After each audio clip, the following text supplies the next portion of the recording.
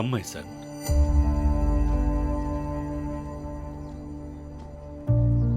ఆయనలాగే మా నాన్న కూడా తిరిగొస్తారా? నీకున్న కష్ట నష్టాల గురించి ఆ ప్రభువుకు చెప్పుకో.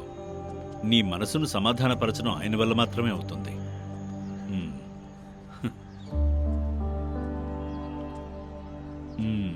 ఆ దేవునిపై చాలా విశ్వాసంతో ఉన్నాడు, కానీ తన మనసులో ఎంతో బాధపడుతున్నాడు. వాళ్ళ నాన్నతో చాలా అటాచ్మెంట్తో ఉండేవాడు అనుకుంటాను. వాళ్ళ నాన్నను కోల్పోయానని తనింకా ఫీల్ అవ్వడం లేదు. మనలాంటి మనుషులకి హఠాత్తుగా జ్ఞాపకాలు గుర్తొస్తే God bless you. God bless you. తల్లడిల్లిపోతాం. వాడు చిన్నపిల్లాడు ఫాదర్, ఇంకో 2-3 రోజుల్లో కోలుకుంటాడు. లేదు గోవిందరాజు, అలా కాదు. వాడికి సహాయం కావాలి. వాడు మాట్లాడకపోయినా అర్థం చేసుకుని సహాయం చేసేవాళ్ళు కావాలి. వాడు ఏడవకుండా ఉన్నాడంటే అది నార్మల్ పొజిషన్ కాదు. వాడు మగపిల్లాడు ఫాదర్, అందుకనే ఏడవడం లేదు. మగాడైతే ఏడవకూడదనన్న చట్టం ఉందా? ఇలా తరతరాలుగా చెప్పుకుంటూ వచ్చే మన దేశంలో మగవాడిని ఏడవకుండా చేశారు. బట్ వీడి కండిషన్ వేరు. మళ్ళీ చెప్తున్నాను విను. వీడు ఏడవకుండా ఉన్నాడంటే అంత సామాన్యమైన విషయం అయితే కాదు. ఏడుపు వస్తే ఏడవాలి, నవ్వొస్తే నవ్వాలి. అదే మనిషి లక్షణం. హాస్పిటల్లో అడ్మిట్ చేసేంతగా పెద్ద వ్యాధేం కాదుగా. No no no no no అటువంటిదేం వద్దు. నేను చేసిన అసెస్మెంట్ కరెక్టో కాదో తెలుసుకోవడానికి నాకు తెలిసిన ఒక జూనియర్ సైకియాట్రిస్ట్ ఉన్నాడు. వాడు ముందు అభిషేక్ నుంచి చూడనివ్వండి, ఆ తర్వాత ఏం చేయాలన్నది ఆలోచిద్దాం.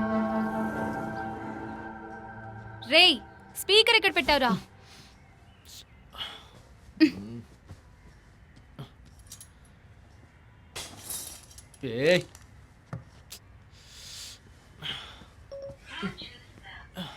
ఓ,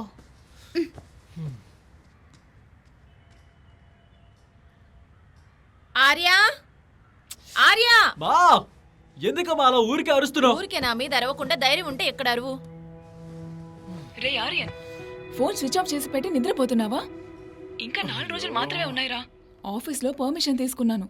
రెడీగా ఉండు, వచ్చి పికప్ చేసుకుంటా. హలో, మీరు ఎక్కడికైనా వెళ్ళండి, ముందు నా ఫోన్ నాకు ఇచ్చేసి వెళ్ళండి. Switch on your phone now. సరే సరే తీసుకోమా. Thank you aunty. చెల్లితో అమ్మతో మాట్లాడేటప్పుడు కోపంగా మాట్లాడతావు, ఫ్రేజ్తో మాత్రం ఈయన నవ్వుకుంటూ మాట్లాడతావా? నువ్వు బాగుపడ్డట్టే రాయిక.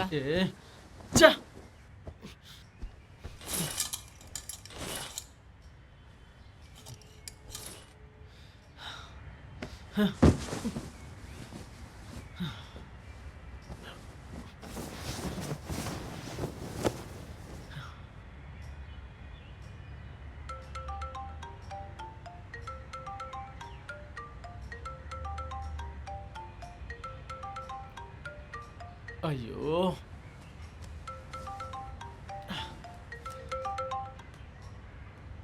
హలో ఫాదర్, చాలా రోజుల తర్వాత చేశారు. తీసుకున్నప్పుడే ఇంకా తీరలేదు, అప్పుడే నెల వచ్చేసింది. ఇప్పుడు ఎక్కడి నుంచి తేవాలో అర్థం కావట్లేదు. జీవితాంతం ఇలా అప్పులు చేస్తే బతకాలేము.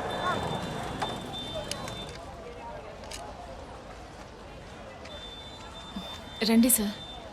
వాడెక్కడమ్మా? నిద్రపోతున్నాడు. ఫాదర్ ఏమన్నారంటే నేనెవరో తీసుకొస్తాను, అంతవరకు వాడిని అక్కడే ఉంచండి అన్నారు.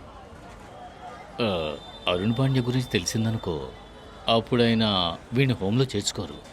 అవును, ఈ రితేష్ జైన్కి ఆ సుబ్రదర్ కాకుండా వేరే ఎవరైనా తెలిసిన వాళ్ళు, బంధుమిత్రులు అలాంటి వాళ్ళు? నాకు తెలిసి అటువంటి వాళ్ళు ఎవరూ లేరు సార్. అతను కూడా ఎవరి గురించి నాకేం చెప్పలేదు. ఈ 2 సంవత్సరాలు కూడా ఎవరు వచ్చినట్టు కూడా నేను చూడలేదు. ఆయన ఎందుకు కుట్టమ్మేశాడు? అదే తెలియట్లేదు సార్. యాక్సిడెంట్ జరిగిన రోజు కూడా ఫోనే రీచ్ అవ్వలేదు. 3 రోజులుగా నన్ను చూడటానికి కూడా రాలేదు. అసలు అతను ఇలా ప్రవర్తించే మనిషి కూడా కాదు.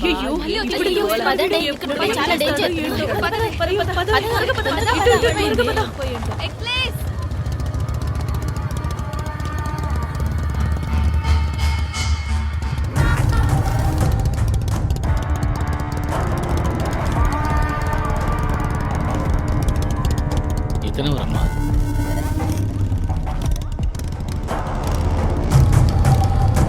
బబ్బీమా, చూసి చాలా రోజులు అవుతుంది కదా.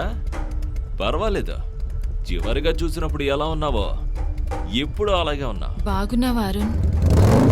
ఈయన నాకు తెలిసిన ఆయన. ఇలాగే సేట్ని కూడా తెలిసిన వాడనే చెప్పా.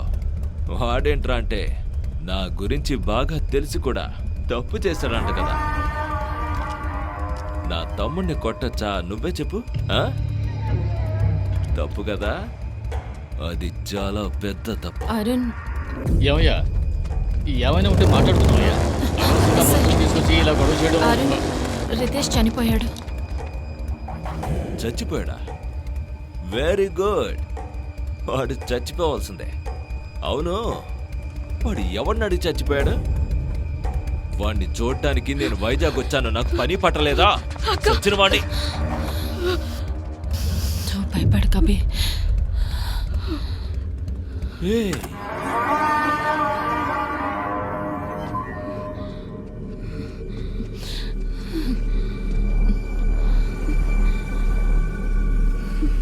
రే, ఎవడ్రా నువ్వు? ఇంత అందంగా ఉన్నావు. అబ్బా, వాడు చిన్న పిల్లాడు, చాలా బాధల్లో ఉన్నాడు. వాడిని వదిలే, నా కోసం వదిలే. నేను ఇప్పటి వరకు నిన్నేదైనా అడిగానా? ప్లీజ్ వద్దు. అదే అమూల్ బేబీ అమూల్ బేబీ అని విన్నాను కానీ, అబ్బా, ఇప్పుడే నా మనం కల్లారా చూస్తున్నాను. రేయ్, అది ఈ అమూల్ బేబీ యూజ్ చేసే సోప్ తీసుకురండ్రా. ప్లీజ్ అరుణ్, చిన్న పిల్లాడు, వాడు చాలా బాధల్లో ఉన్నాడు. నేను చెప్పింది కొంచెం అర్థం చేసుకోవాలి.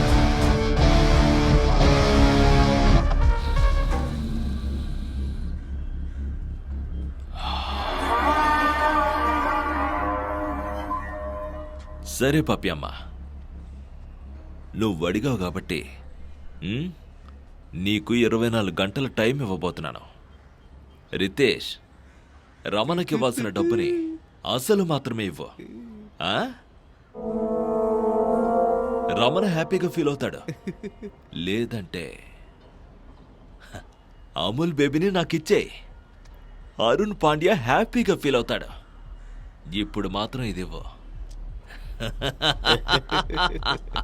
నా అమూల్ బేబీని జాగ్రత్తగా చూసుకో.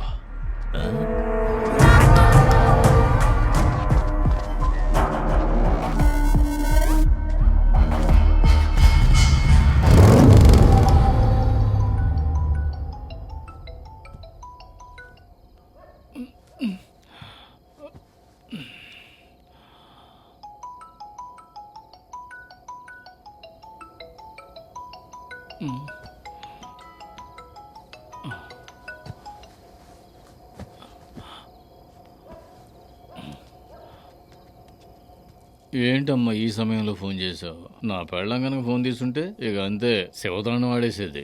దానికి ఇదంతా చెప్పినా అర్థం చేసుకోద్దు. అది కాకుండా నీలాంటి అమ్మాయిలతో మాట్లాడుతున్నా అని తెలిసిందనుకో, అసలే అనుమానం పిశాచి. అర్థమవుతుంది సార్, కానీ అభిషేక్ని అరుణ్ పాండ్యా దగ్గర నుంచి మనం ఎలాగైనా కాపాడాలి సార్. అందుకే కాల్ చేశాను. నేను ఇంకేం చేయాలో అర్థం కావడం లేదమ్మా.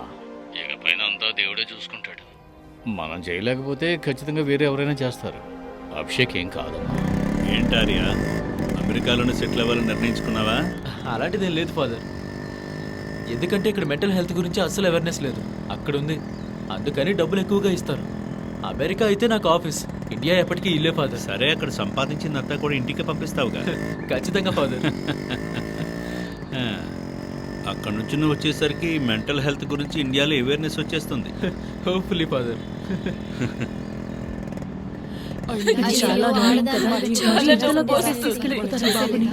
నువ్వేం దిగులు పడకు, అనుకున్నది సాధిస్తావులే. నేను అనుకున్నది ఖచ్చితంగా సాధిస్తాను ఫాదర్. డాక్టర్ సోమసుందర్తో ఈ అబ్బాయి గురించి నేను మాట్లాడాను. ఓకే నువ్వు నీ అసెస్మెంట్ కంప్లీట్ చేసిన తర్వాత ఆయనతో కొంచెం కాంటాక్ట్లో ఉండు. Okay father. ఇక్కడే ఆ పాపు.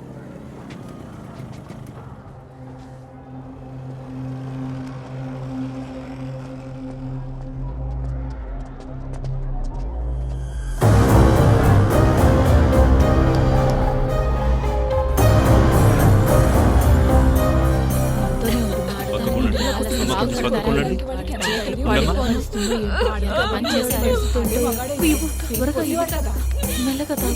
ఏమైంది గోవిందరాజు? ఫాదర్, ఫాదర్, అభిషేక్ త్వరగా కార్ తీరా. రేయ్, జరి కూర్చోరా.